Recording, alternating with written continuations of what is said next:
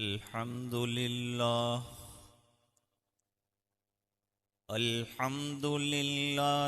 वकफ़ा वसलामुन अला इबादिहिल्लज़ीना अस्तफ़ा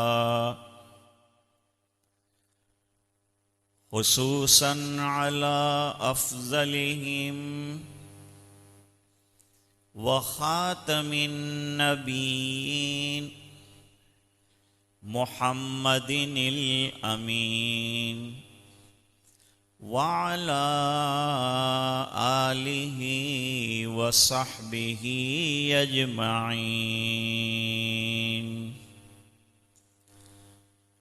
अम्मा बअदु फ़अऊज़ु बिल्लाहि मिनश शैतानिर रजीम। बिस्मिल्लाहिर्रहमानिर्रहीम। इन्नमा यअमुरु मसाजिदल्लाहि मन आमन बिल्लाहि वल यौमिल आखिर व अक़ामस्सलात व आतज़्ज़कात व लम यख़्श इल्लल्लाह। सदक़ल्लाहुल अज़ीम। वक़ाल अन्नबिय्यु सल्लल्लाहु अलैहि वसल्लम मन बना मस्जिदन लिल्लाह बनल्लाहु लहू मिस्लहू फिल जन्नह औ कमा क़ाल अलैहिस्सलातु वस्सलाम। अल्लाहुम्मा सल्लि अला सय्यिदिना मुहम्मदिन व अला आलि सय्यिदिना मुहम्मदिन व बारिक व सल्लिम।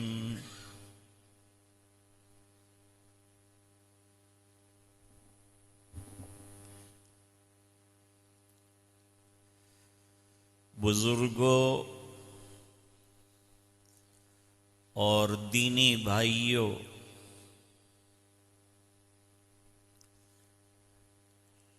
अल्लाह का बड़ा करम हुआ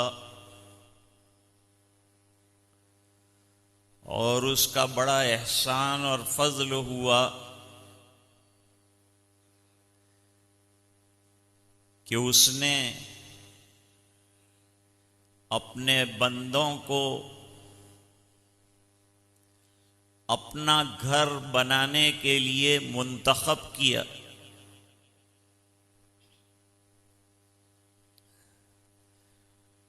और दूसरी खुशनसीबी ये है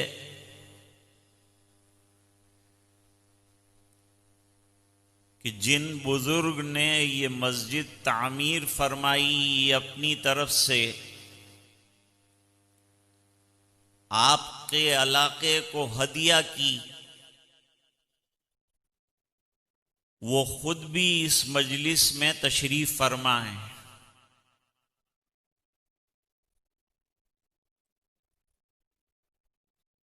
अभी अभी हजरत मौलाना अब्दुल मतीन साहब ने एक बात कही। वो बात थी निस्बत की कि निस्बत से चीज कहां से कहां पहुंच जाती है।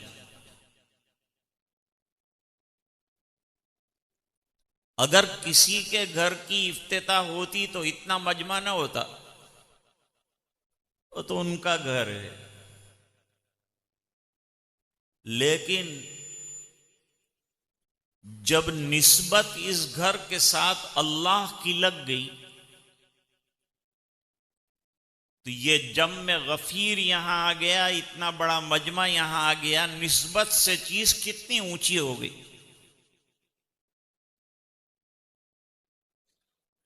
हमारे एक बुजुर्ग मिसाल देते थे कि एक ही भट्टे के अंदर ईंट तैयार होती एक ईंट जाकर बैतुल खला में लगती है तो लोग चप्पल पहनते हैं, उस पर कदम रखते हैं।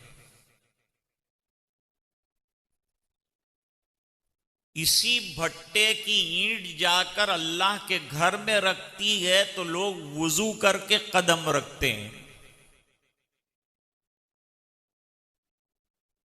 ईंट में कुछ भी नहीं रखा है, जो है वो निस्बत में। तो इस घर के साथ अल्लाह की निस्बत जुड़ गई।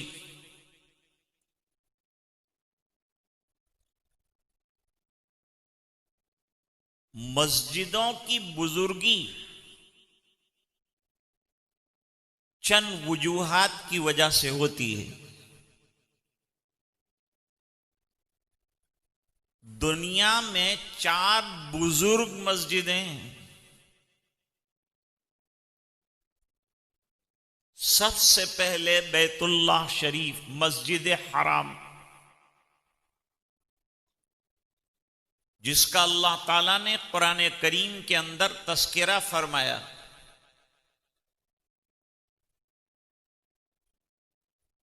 बानी की वजह से मस्जिद की बुजुर्गी बढ़ जाती है। बानी हजरत इब्राहीम अलैहिस्सलातु वस्सलाम है, एक नबी बरगुजीदा हैं। उन्होंने बुनियाद रखी और अल्लाह का ये घर बनाया, और घर के बनने पर दुआ की कि अल्लाह इसे अपने फजल से कबूल फरमा। जैसे हम लोग यहां जमा हुए हैं इसी निस्बत को लेकर कि ये मस्जिद अल्लाह की बारगाह में कबूल हो जाए। मस्जिद हराम का मर्तबा इसलिए बढ़ गया कि बुनियादें हजरत इब्राहीम अलैहिस्सलातु वस्सलाम ने उठाई, और कोई नबी दुनिया में ऐसा नहीं आया कि जो बैतुल्लाह न गया हो। तो तमाम अंबियाए किराम ने वहां नमाजें पढ़ी है। इस वजह से उस घर का दर्जा रुतबा इतना बढ़ गया कि एक फर्ज नमाज का 1,00,000 नमाजों के बराबर सवाब।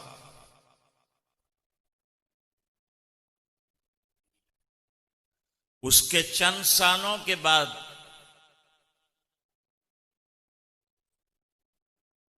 हजरत इब्राहीम अलैहिस्सलाम के हाथ से बैतुल मुक़द्दस की तामीर हुई, और उसकी तकमील हजरत सुलेमान अलैहिस्सलातु वस्सलाम ने की। नबी ने तामीर की, नबी ने मस्जिद बनाई। ये निस्बत ने उसको ऊंचा कर दिया।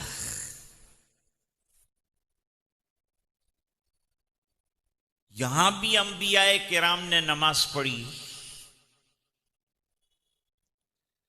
मेराज के मौके पर हुजूर पाक सल्लल्लाहु अलैहि वसल्लम को बुराक पर सवार कराकर हजरत जिब्रील अलैहिस्सलातु वस्सलाम बैतुल मक़दिस लाए।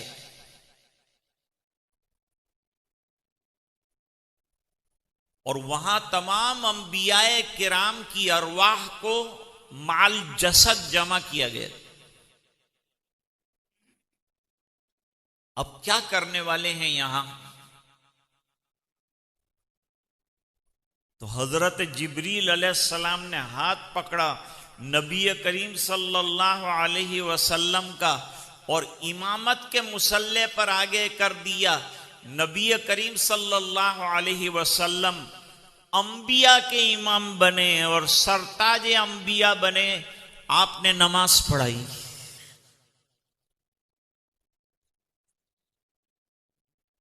तो रूहानी तौर पर इस मस्जिद का दर्जा बड़ा आलीशान हो गया।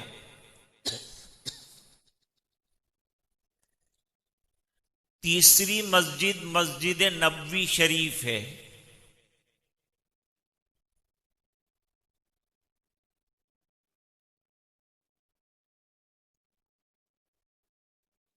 ये मस्जिद नबीउल अंबिया जनाब रसूलुल्लाह सल्लल्लाहु अलैहि वसल्लम ने तामीर फरमाई। इस वजह से इसका दर्जा भी बहुत ऊंचा हो गया। तमाम सहाबे किराम बड़े बड़े जलीलुल कदर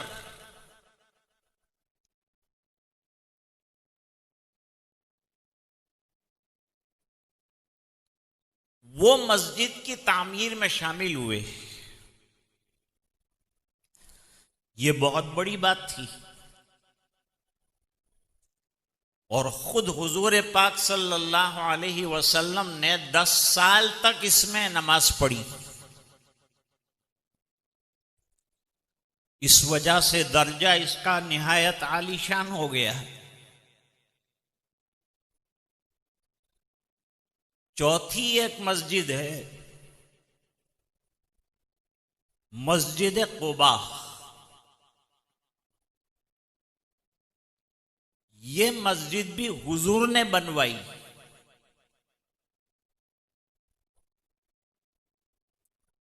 और तकरीबन 14 दिनों तक आपने इसमें नमाज पढ़ी। उसके बाद इस तामीर शुदा मस्जिद में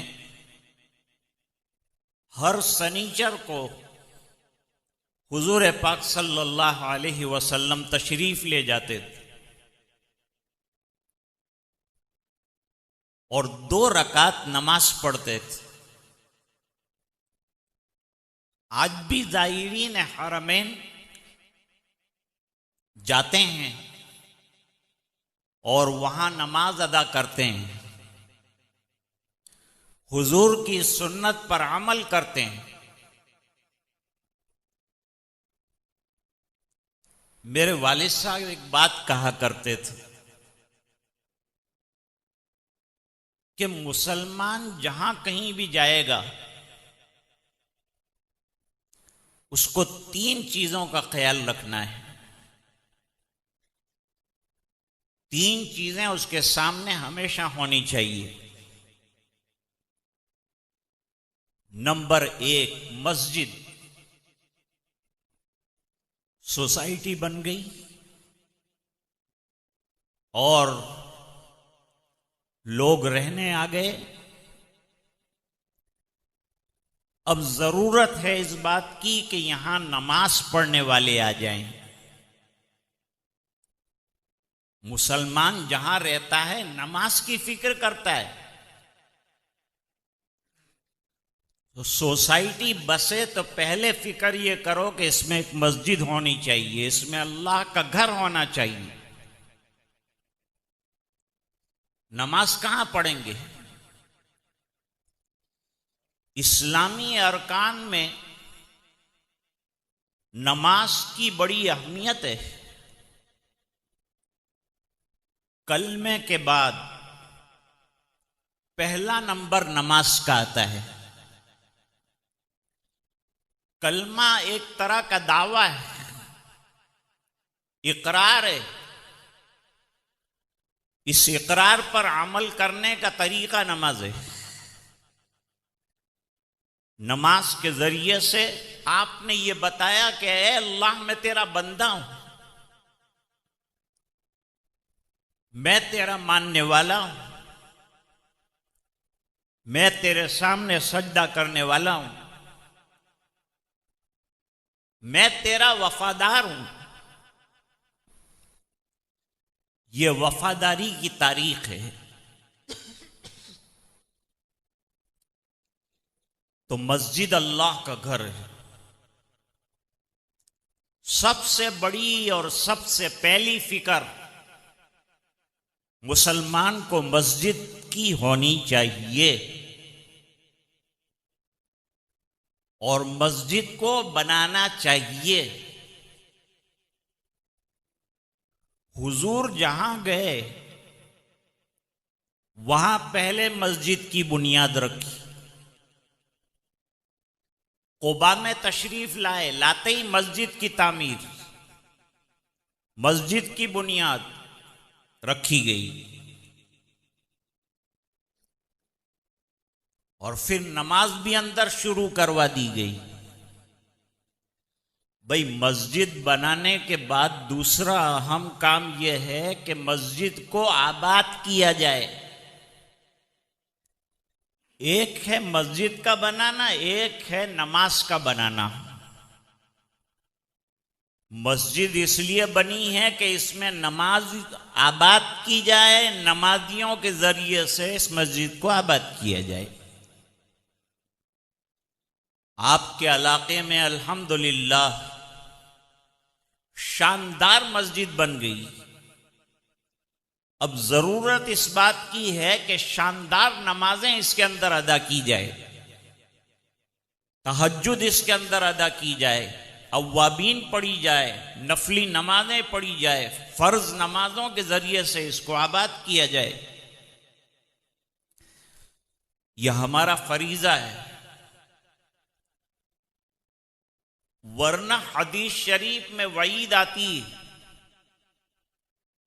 कि मस्जिद को बनाया और आबाद करने की फिक्र नहीं की तो क़यामत के दिन ये मस्जिद अल्लाह के सामने शिकायत करेगी और यूं कहेगी कि अल्लाह मुझे बनाया गया, बेहतरीन मरमर लगाया गया, बेहतरीन पत्थर लगाया गया, लेकिन मुझे आबाद करने की वहां वालों ने फिक्र नहीं की। अब आप हजरात की यह जिम्मेदारी बन गई कि जैसे ही अजान हो जाए सब कामों को छोड़कर इस घर को आबाद करें, अल्लाह के घर को आबाद किया जाए। बनाए कोई भी, लेकिन यह घर अल्लाह का कहलाता है। अगरचे अहमद भाई ने बनाया, लेकिन अगर इनसे पूछा जाए कि ये मस्जिद आपकी है तो कहेंगे नहीं, तो अल्लाह का घर है। इसकी निस्बत अल्लाह के साथ जुड़ गई, ये दे दिया इन्होंने, आपके पास रख दिया। अब आपकी जिम्मेदारी बहुत बढ़ गई, ये तो दूर चले जाएंगे, बनाने वाले दूर चले जाएंगे और नमाज बनाने वाले मस्जिद में आएंगे और मस्जिद में आकर मस्जिद को आबाद करने वाले बनेंगे। सरकार की जो मस्जिद थी वो बिल्कुल सादा, इतनी सादा मस्जिद थी नबी करीम सल्लल्लाहु अलैहि वसल्लम की कि बनु नज्जार की बकरियां वहां बांधी जाती थी। हुजूर पाक सल्लल्लाहु अलैहि वसल्लम ने बनु नज्जार के जिम्मेदारों को बुलाया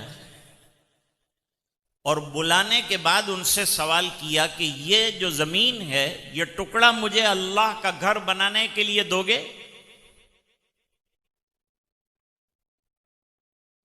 तो उन्होंने खुशी के साथ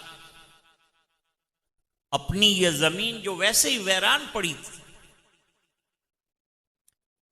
मैं सोचता हूं कितने खुशकिस्मत होंगे बनु नज्जार वाले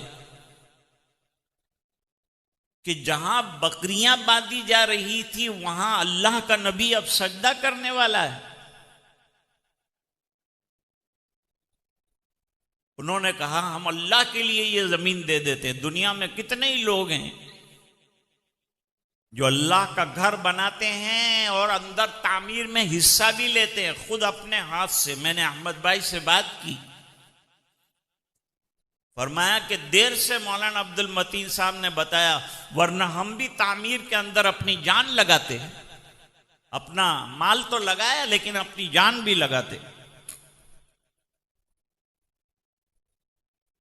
और ये बात नहीं है कि कोई कई लाख लगाए तो कबूल होगा। अल्लाह के घर की निस्बत से कबूतरी का एक अंडा उसकी मिकदार में रकम लगाए तो भी अल्लाह के यहां कबूल होगा। अल्लामा कुस्तलानी रहमतुल्लाह अलैह ने एक वाकया लिखा है, बड़ा अजीब वाकया। एक आदमी अल्लाह का घर बना रहा था, उसने अपना पैसा लगाया। पैसा लगाने के बाद उसने कहा मैं मजदूर नहीं लाऊंगा, बल्कि अल्लाह के घर का मैं खुद मजदूर बन जाऊंगा। जैसे बैतुल्लाह के मजदूर और मेमार हजरत खलील अलैहिस्सलाम है, और उनके साहबजादे मददगार बने हजरत इस्माइल अलैहिस्सलाम। कुरान करीम में तस्करा किया और ख़ास तौर से ये बात बताई कि अल्लाह के हुक्म पर, जिब्रील के नक्शे पर नबियों ने अल्लाह का घर बनाया, उसके बावजूद उन्होंने हाथ उठाकर उसकी कबूलियत की दुआ की। तो हमको क्या करना चाहिए? हमको भी अल्लाह के इस घर की कबूलियत की दुआ करना चाहिए। और खाली अल्लाह के घर की कबूलियत की दुआ नहीं है, जो भी अमल ईमान वाला करता है, जो बंदा अमल करता है, उस बंदे को अमल के बाद अल्लाह की बारगाह में रोकर इसकी कबूलियत को मांगना चाहिए, क्योंकि अल्लाह के यहां काबिलियत काम नहीं आती, कबूलियत चाहिए। नमाज इतनी अहम इबादत है, इतनी अहम इबादत है कि आपको एक वाकया बुखारी शरीफ का सुनाता हूं। एक जगह लश्कर इस्लाम गया और जाने के बाद रात को चौकीदारी करने के लिए हुजूर ने ऐलान फरमाया कि आज की रात ये लश्कर इस्लाम की चौकीदारी कौन करेगा। दो सहाबे किराम खड़े हो गए कि हम चौकीदारी करेंगे। सब तैयार थे, लेकिन वो दो सहाबी जल्दी खड़े हो गए कि हम इंशाल्लाह चौकीदारी करेंगे, रात को फरीज़ा अंजाम देंगे, निगरानी करेंगे पूरे लश्कर की। हुजूर ने उनको एक टीला बताया, एक पहाड़ी बताई कि वहां खड़े हो जाओ, वहां से जब मंजर पूरा नजर आएगा, दुश्मन आता होगा तो भी मालूम हो जाएगा। अब दोनों ऊपर पहुंच गए। मैं कहा करता हूं कि अरब लोगों के इतने संगीन हालात में बचे रहने की दो वजह है। आज पूरी दुनिया टूट पड़ी है, अरब दुनिया पर और मुसलमानों पर पूरा आलम टूट पड़ा है, लेकिन इनके बचने की चंद वजूहात हैं। हमारे यहां तो अल्लाह वालों का रोना है जो हमको बचा रहा है। हमको हंसना नसीब न होता अगर अल्लाह वाले रात को न रोते। हमको नहीं मालूम कौन कौन अल्लाह के बंदे रात को रोते हैं, और उनके रोने की बरकत से अल्लाह हमें रोजियां देता है, रिस्क देता है, हमें संभालता है, हमारी हिफाजत फरमाता है। हमको नहीं मालूम। तो वो लोग जो हैं बड़े खुशकिस्मत हैं जो अपने औकात काम में लगाते हैं, नमाजों में लगाते हैं, इबादतों में लगाते हैं। तो फरमाते हैं कि वो दो हजरात ने चौकीदारी की, और अरब वाले क्यों कामयाब हो रहे हैं? मुफ्ती सईद अहमद पालनपुरी साहब रहमतुल्लाह अलैह ने फरमाया कि मैंने उनमें दो खूबियां देखी। नंबर एक, जहां नमाज का वक्त हुआ, गाड़ी में कहीं भी जा रहे हो, गाड़ी किनारे पर लगाई, फौरन नमाज के लिए खड़े हो गए, मुसल्ला बिछा दिया, वजू का पानी साथ है, नमाज पढ़ रहे हैं। मोमिन को नमाज के बगैर चैन नहीं आ सकता। जैसे शराबी होता है, उसको शराब के बगैर चैन नहीं आता, सिगरेट वाले को सिगरेट के बगैर चैन नहीं आता, ईमान वाले को नमाज के बगैर चैन नहीं आता।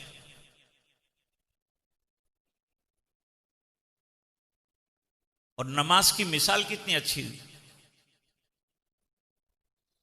फरमाया कि ये जो एम्पलीफायर है उसकी वजह से माइक कंट्रोल में है, मेरी आवाज आप तक पहुंचा रहा है और एक कंट्रोल के साथ पहुंचा रहा है। पंखे चल रहे हैं तो इनके साथ रेगुलेटर जुड़े हुए हैं, रेगुलेटर के जरिए से पंखा रेगुलर हो जाता है, और एम्पलीफायर के जरिए से माइक रेगुलर हो जाता है, और नमाज के जरिए से मुसलमान की जिंदगी रेगुलर हो जाती है। इसकी जिंदगी में कंट्रोल आ जाता है, डिसिप्लिन आ जाती है। अगर डिसिप्लिन जिंदगी में लाना है तो नमाज को लाओ। जिसकी नमाज बनी उसकी जिंदगी बन गई। हजरत फारूक आजम रजी अल्लाह ताला अन्हु ने अपने गवर्नरों को चिट्ठी लिखी और लिखा कि मैं आकर तुम्हारे अकाउंट चेक नहीं करूंगा, लोगों के साथ तुम्हारा लेन देन कैसा है, मामला कैसा है, मैं चेक नहीं करूंगा,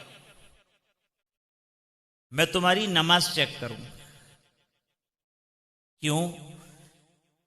जिसका अल्लाह के साथ मामला दुरुस्त होगा उसका बंदों के साथ भी मामला दुरुस्त होगा। मौलाना इलियास साहब रहमतुल्लाह अलैह के दस्तरखान पर खाना चुना गया था, शोरबा लाकर रखा गया। एक साहब ने शोरबे का प्याला उठाया, दूसरे को दिया, लेकिन देते हुए प्याला टेढ़ा हो गया, शोरबा थोड़ा सा दस्तरखान पर गिर गया। हजरत मौलाना इलियास साहब रहमतुल्लाह अलैह ने फरमाया तुम अपनी नमाज दुरुस्त कर लो। हजरत ये शोरबा गिरा, उसमें नमाज का शोरबे का कंसल्ट और ताल्लुक क्या है? नमाज से इसका रिश्ता क्या है शोरबे का? शोरबा यहां टेढ़ा हुआ, आप कहते हैं नमाज दुरुस्त कर। फरमाया नमाज में अल्लाह ताला ने निगाहों को कंट्रोल करने का तरीका सिखाया कि खड़े हैं तो सजदे की जगह पे देख,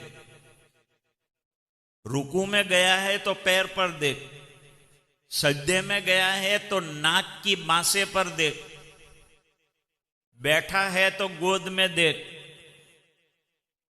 नमाज के जरिए से आंखों को कंट्रोल किया गया। तो अगर तेरी नमाज के अंदर आंखें कंट्रोल हुई होती तो खाने के दस्तरखान पर तेरा कंसंट्रेशन शोरबे के ऊपर रहता, लेकिन शोरबे से तेरा कंसंट्रेशन हटा। इसका मतलब यह है कि अभी नमाज तेरी पक्की नहीं हुई। पक्के नमाजी बनना है, सच्चे नमाजी बनना है, जैसे कि ये सहाबा हैं। तो एक चीज अल्लाह ने इनको यह अता फरमाई है कि नमाज की पाबंदी करते हैं। एन लड़ाई में अगर आ गया वक्त नमाज, किबला रुख हो के जमी बोस हुई कौम हिजाज। एक ही सफ में खड़े हो गए महमूद अयाज, न कोई बंदा रहा न कोई बंदा नवाज। दूसरी चीज अरब में जो पाई जाती है वो भी हमारी एक कमजोरी है, वो ये कि जहां उनको मौका मिलता है कुरान की तिलावत शुरू कर देते। मस्जिद में आए और वक्त बचा है, फौरन कुरान करीम की तिलावत, चाहे 2 आयत क्यों ना हो।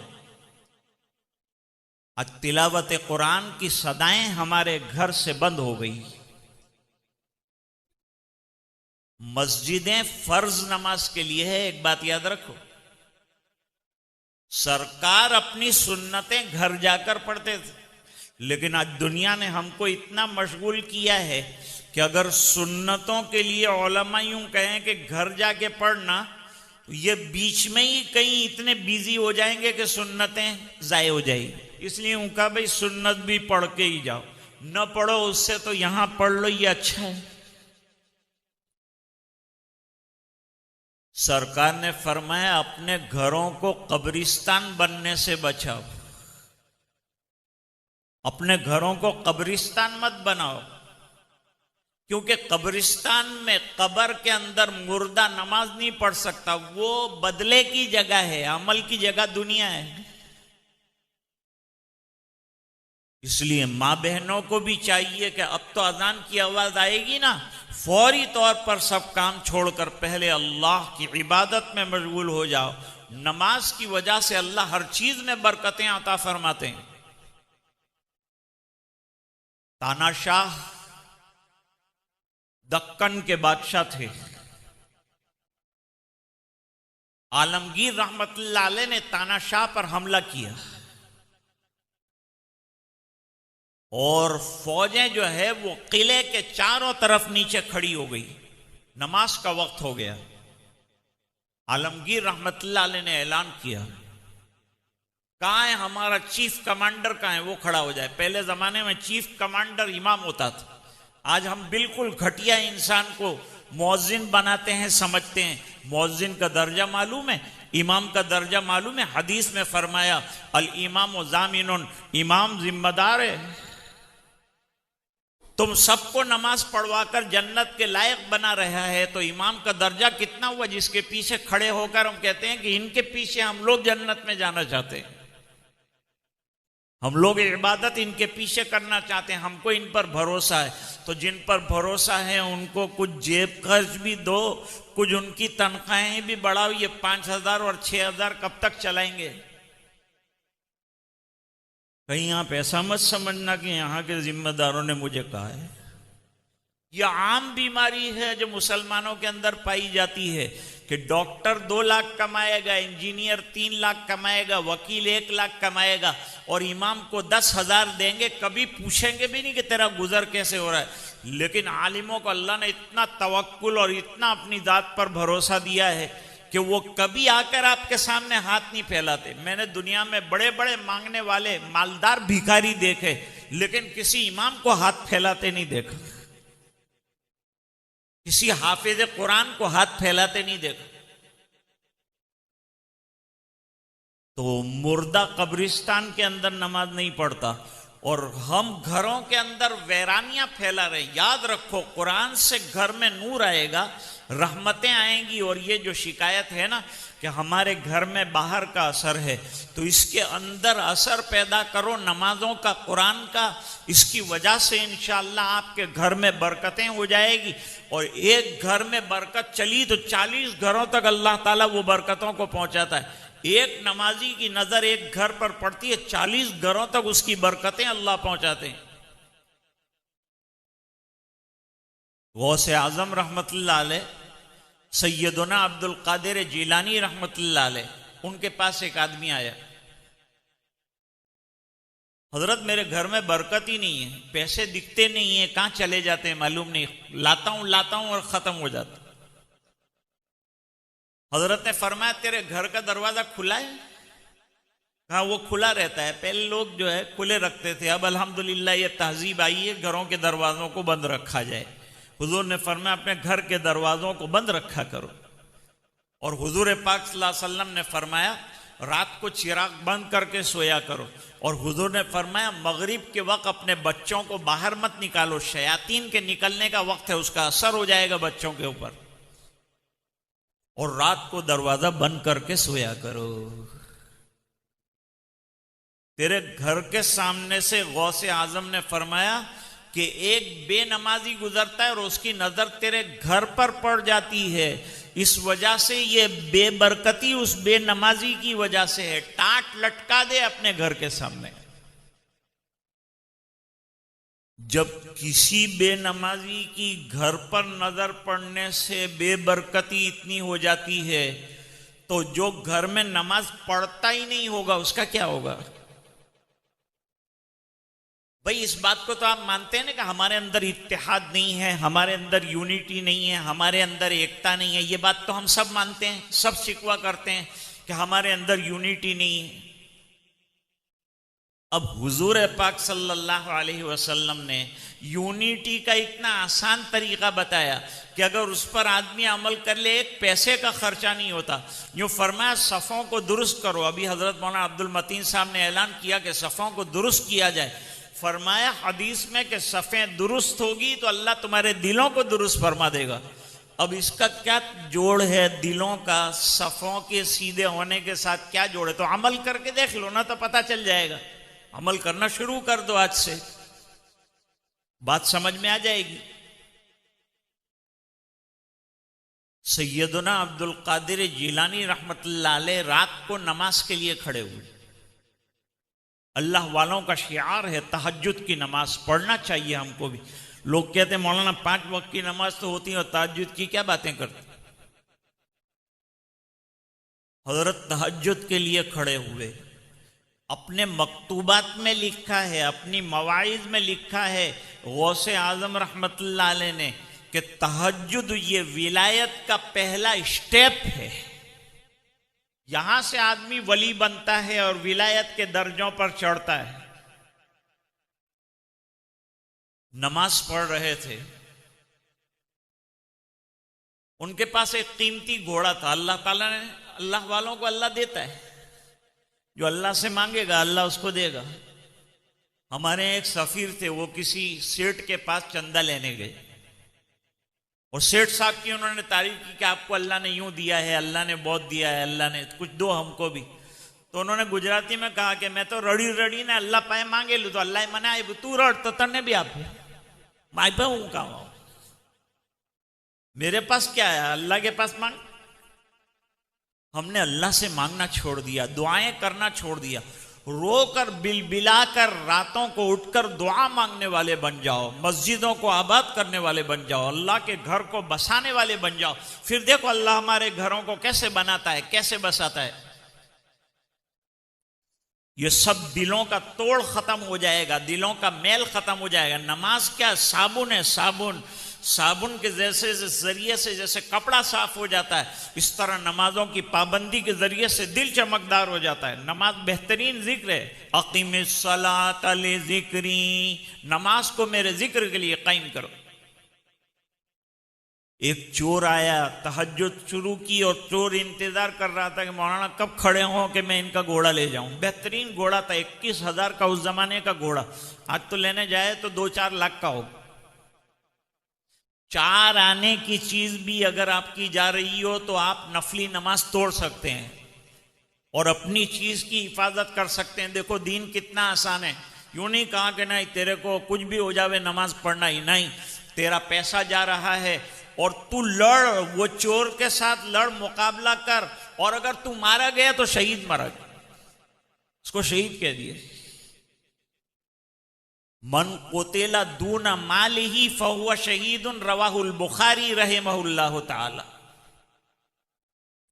जो अपने हलाल माल की हिफाजत में मारा गया वो शहीद मारा गया, उसको शहीदों के अंदर अल्लाह ताला उठाएंगे।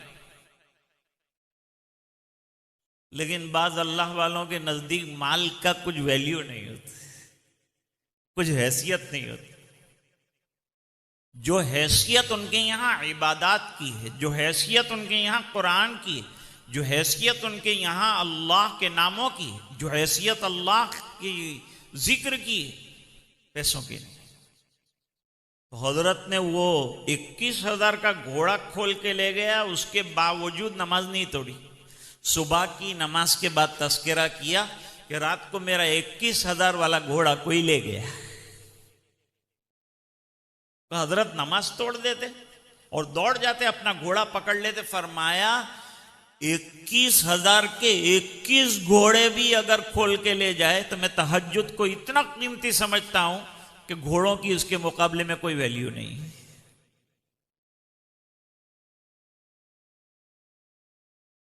और ये घोड़ा जाएगा कहीं नहीं, वापस आएगा, क्योंकि मैं अल्लाह के काम में लगा हुआ था, अल्लाह की इबादत में लगा हुआ था। तो मेरा घोड़ा जाना तो है नहीं, वापस आना है, ये मुझे यकीन है। अल्लाह की ज़ात पर यकीन बहुत बड़ी चीज़ है, तवक्कुल बहुत बड़ी चीज़ है। तो फरमाते हैं 3 दिन हुए वो चोर घोड़ा लेके आया। मजलिस में लोग बैठे हुए थे, हजरत ये घोड़ा आप ले लीजिए, ये घोड़ा आप ले लीजिए, ये मुझसे हजम नहीं होता, संभलता नहीं मुझसे। क्यों, क्या हुआ? कब मैं इस पर सवार होने जाता हूं लेकिन ये मुझ पर सवार रहता है, बेहतर है कि आप अपना घोड़ा संभालें। हजरत ने फरमाया, देखा तहज्जुद की बरकत, गया हुआ माल अल्लाह ने वापस कर, सब आपकी गई हुई शान और शौकत अल्लाह वापस करेंगे। तानाशाह के मुकाबले में औरंगजेब के लश्कर के चीफ कमांडर ने खड़े होकर नमाज पढ़ाई। सहाबा जैसे लोग थे तो अल्लाह ने रसूलुल्लाह जैसा इमाम दिया था। फिर सहाबे किराम थे तो फारूक आजम रदी अल्लाह ताला अन्हो जैसा इमाम मिला, हजरत अबू बकर सिद्दीक रदी अल्लाह ताला अन्हो जैसा इमाम मिला। एक शान है दोस्तों नमाज की। एक जगह फिल्म का रिकॉर्डिंग हो रहा था और उनको नमाज का रिकॉर्डिंग करना था।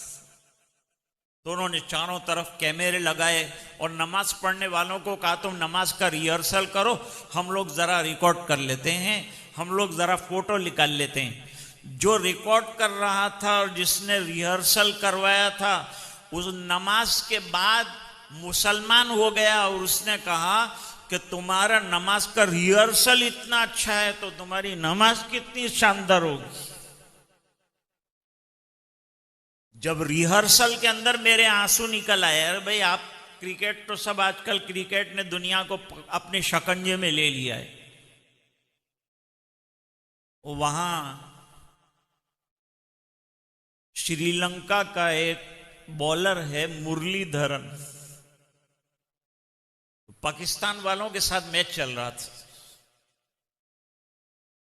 पाकिस्तान वाला वक्फे के टाइम में, खाने के टाइम में, लंच टाइम में जोहर की नमाज पढ़ने के लिए मुसल्ला बिछाकर खड़ा हुआ। ऐसे क्रिकेटर को हम तो माने, ये सिराज बिराज पीछे ऐसा दुमचा निकाल के बैठा है और हम उसकी तारीफें करते हैं। मारो गोली ऐसे लोगों को जिनको अल्लाह के दीन से मोहब्बत नहीं।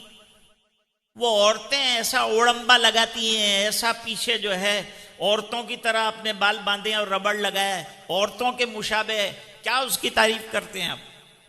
तारीफ करो सहाबा की, तारीफ करो रसूलुल्लाह की, तारीफ करो अल्लाह वालों की, तारीफ करो कुरान की। तारीफ करने के लिए कोई मिलता नहीं क्या? ऐसों की तारीफ करते हैं। हमको ऐसों पर कोई फख्र नहीं है। हाशिम अमला पर हमें फख्र है। वो क्रिकेटर थे लेकिन ऐसे जबरदस्त क्रिकेटर थे हाशिम अमला। जहां वक्फा हुआ तो होटल वाला रेड कारपेट बिछाता था, पहले आप नमाज पढ़ लो, और शराब के कभी करीब नहीं गए। और शराब का लोगो लगाने के लिए कहा तो कहा खेलना छोड़ूंगा, बाकी नहीं, ये लोगो शराब हराम है, कभी नहीं लगाऊंगा।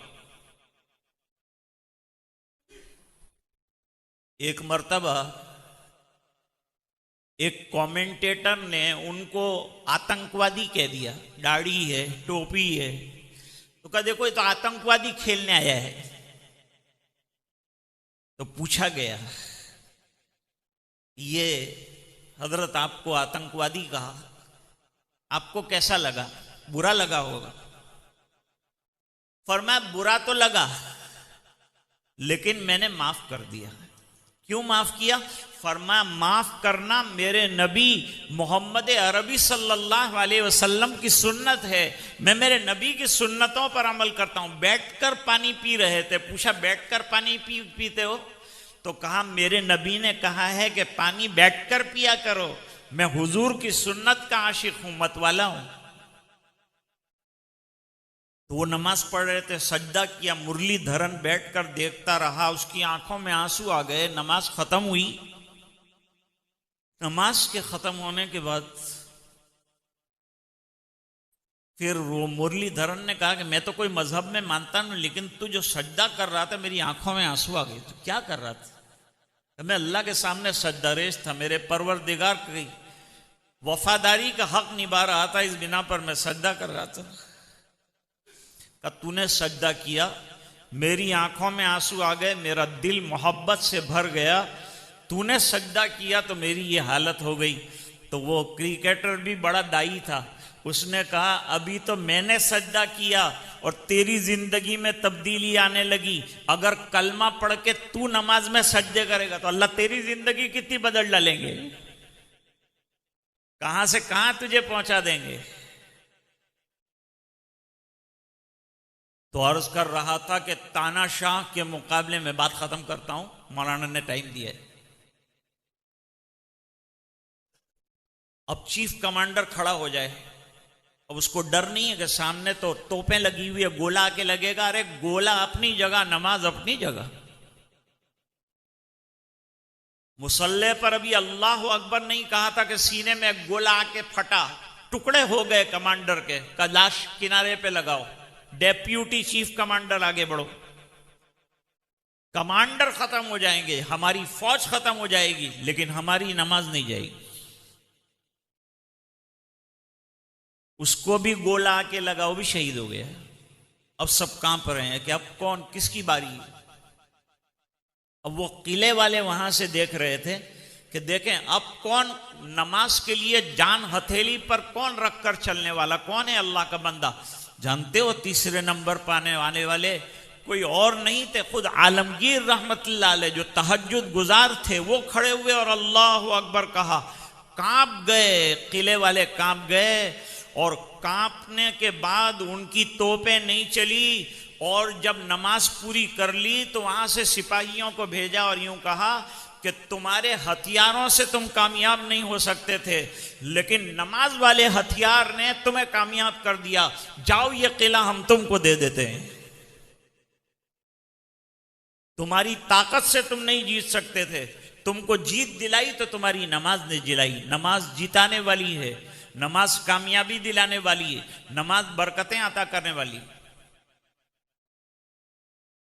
तो अल्लामा कुस्तुलानी फरमाते हैं वो गरीब आदमी ने कहा पैसे भी लगाऊंगा, तामीर भी मैं ही करूंगा। अच्छी बात है। अब तामीर शुरू की, ऊपर हो गई दीवार, 2 ईंटें नीचे गिर गई,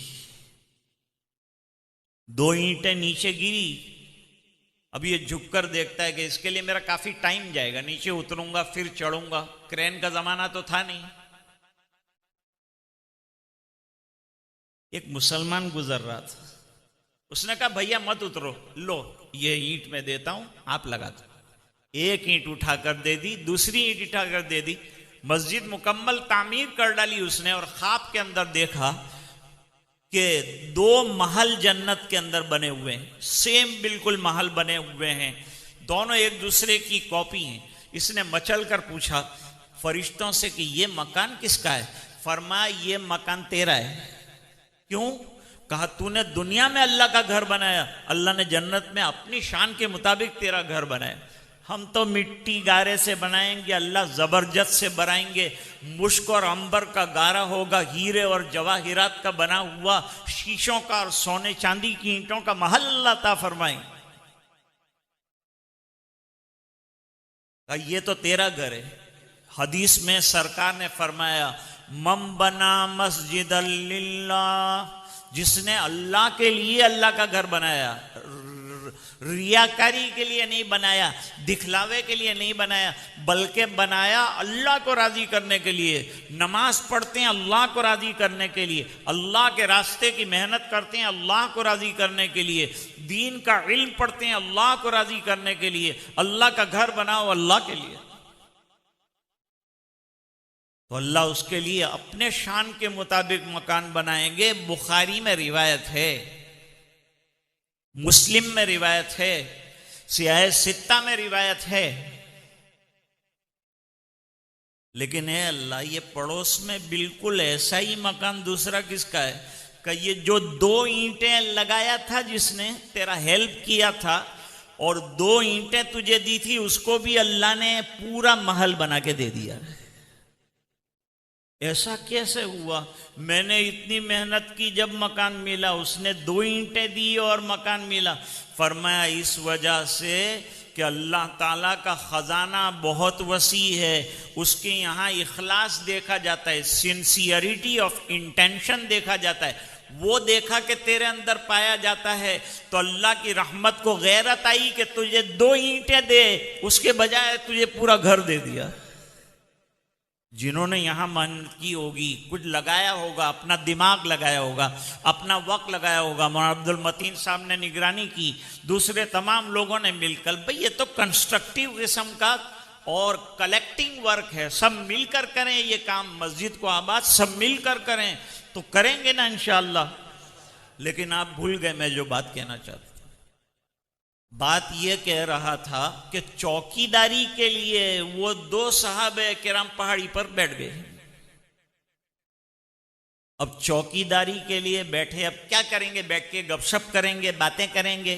हम लोग जैसे बैठ जाते हैं फजूल बातों के लिए। मत करो फजूल बातें, कुरान मना करता है, काम की बातें किया कर, काम की बातें।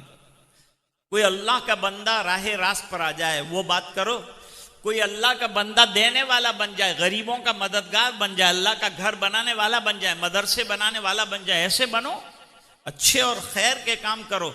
ला खैर फी कसीरिन मिन नजवाहुम इल्ला मन अमर बिसदका औ मारूफिन औ इस्लाहिम बैनन नास। ये 3 काम करने वाले को बेहतरीन इंसान करार दिया।